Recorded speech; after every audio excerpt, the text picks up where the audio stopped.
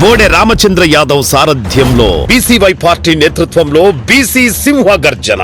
BC రక్షణ చట్టం అమలు, రాజధానిలో బీసీలకు 1000 ఎకరాల భూ కేటాయింపులు, బీసీ కార్పొరేషన్లకు నిధులు, సమగ్ర కులగణనతో విద్యా, ఉద్యోగ, ఉపాధి, చట్టసభల్లో 44% రిజర్వేషన్లు ప్రధాన ఎజెండాగా ఈ నెల 22న విజయవాడ గుంటూరు హైవే నాగార్జున యూనివర్సిటీకి ఎదురుగా జరగనుంది. ఈ చారిత్రాత్మక ఘట్టంలో భాగస్వాములు కావడానికి బీసీ సోదర సోదరీమణులందరినీ సాదరంగా ఆహ్వానిస్తున్నాం. కదలిరండి, మన ఐక్యతను చాటుదాం. మనలో చాలా మంది ఎక్కడికి వెళ్ళినా, ఏ గుడికి వెళ్ళినా, ఏ రెస్టారెంట్ కి వెళ్ళినా వెంటనే ఒక ఫోటో తీసి లొకేషన్ తో సహా ఇన్స్టాగ్రామ్ రీల్స్ లో పెడుతూ ఉంటారు.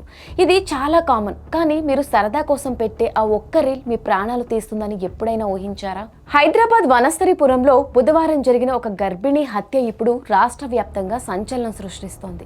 అసలు ఎక్కడుందో తెలియని ఒక మాజీ భార్యను ఒక కరుడుగట్టిన సైకో కేవలం ఇన్స్టాగ్రామ్ రీల్ ద్వారా ఎలా ట్రాక్ చేస్తాడు? ఒక మహిళను చంపడానికి అతడు బ్యాగ్ లో ఏమేమి తెచ్చుకున్నాడో తెలిస్తే మీ వెన్నులో వణుకు పుట్టడం ఖాయం. ఈ కేసులో వెలుగు చూసిన విస్తుపోయే నిజాలు ఏంటో ఇప్పుడు డీటెయిల్ గా తెలుసుకుందాం. అసలు ఈ పగ ఎక్కడ మొదలైంది అంటే, నిందితుడి పేరు దేవరకొండ మహేష్, పెద్దపల్లి జిల్లావాసి, కెనడాలో జాబ్ చేసేవాడు.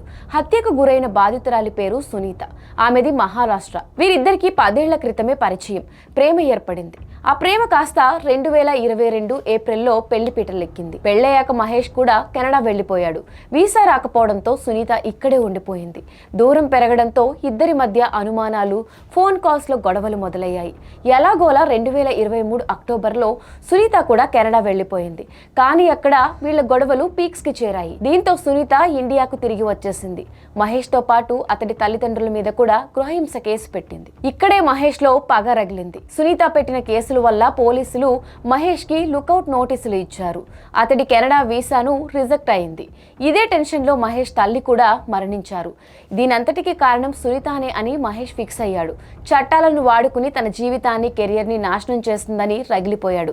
అదే సమయంలో సునీత అతడికి విడాకులు ఇచ్చి దూరంగా ఉంటూ వేరే వ్యక్తిని పెళ్లి చేసుకుని గర్భిణీగా కూడా అయిందని తెలిసింది. ఇక లాభం లేదని, తను బతకడానికి వీల్లేదు, చంపేయాలి అని కెనడా నుంచి కక్షతో ఇండియాకి వచ్చాడు మహేష్. ఇండియాకి వచ్చాడు సరే, కానీ సునీత ఎక్కడుంటుందో అతడికి తెలియదు. ఆమె తన అడ్రస్ ఎవరికి చెప్పకుండా హైదరాబాద్ లో సీక్రెట్ గా ఉంటుంది. అడ్రస్ కోసం మహేష్ పిచ్చివాడిలా వెతుకుతున్న టైంలో సునీత ఇన్స్టాగ్రామ్ లో పోస్ట్ చేసిన ఒక రీల్ అతనికి దొరికింది. ఆ రీల్ లో సునీత ఒక గుడి దగ్గర ఉంది. మహేష్ ఆ వీడియోని జూమ్ చేసి అందులో ఉన్న గుడి ఆనవాళ్లు, చుట్టుపక్కల ఉన్న ప్రాంతాలు గూగుల్ మ్యాప్స్ లో పోల్చి చూశాడు. ఫైనల్ గా అది వనస్థలిపురంలోని ఒక గుడి అని కనిపెట్టాడు. అంతే, ఆ గుడి చుట్టుపక్కల గల్లీలన్నీ జల్లెడ పట్టి చివరకు సునీత ఉంటున్న అపార్ట్మెంట్ ని ట్రేస్ చేస్తాడు. చూసారుగా, టెక్నాలజీ ఒక సైకో చేతిలో పడితే ఎంత డేంజర్ అనడానికి ఇదే ఉదాహరణ. అపార్ట్మెంట్ అడ్రస్ దొరికాక మహేష్ ఊరికే వెళ్ళలేదు.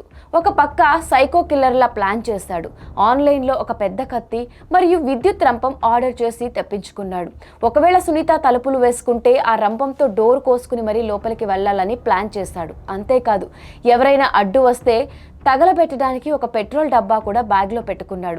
బుధవారం మధ్యాహ్నం సునీత ఇంట్లోకి చొరబడి కడుపుతో ఉన్న ఆ గర్భిణిని అత్యంత దారుణంగా కత్తితో నరికి చంపేశాడు. ఆ తర్వాత పోలీసులకు చిక్కాడు. ఆవేశంతో సునీత పెట్టిన కేసుల వల్ల మహేష్ జీవితం నాశనమైంది అనుకుంటే, అదే ఆవేశంలో మహేష్ ఒక గర్భిణీ ప్రాణాలు తీసి శాశ్వతంగా జైలు పాలయ్యాడు. మధ్యలో ఒక ప్రాణం గాల్లో కలిసిపోయింది. ఈ కేసు మనకి ఒక వార్నింగ్ ఇస్తుంది. శత్రువులు ఉన్నప్పుడు లేదా మీ ప్రాణాలకు ముప్పు ఉన్నప్పుడు సోషల్ మీడియా మీ లొకేషన్స్, మీ పర్సనల్ డీటెయిల్స్ షేర్ చేయకండి. ఈ క్రైమ్ స్టోరీ మీద మీ అభిప్రాయాన్ని ఏంటో కింద కమెంట్ సెక్షన్ లో కమెంట్ చేయండి. ఈ వార్తని అందరికీ షేర్ చేసి అలర్ట్ చేయండి. మరిన్ని ఇంట్రెస్టింగ్ క్రైమ్ రీల్స్ కోసం ఇట్స్ యూ టీవీ ఛానల్ ని సబ్స్క్రైబ్ చేసుకోండి.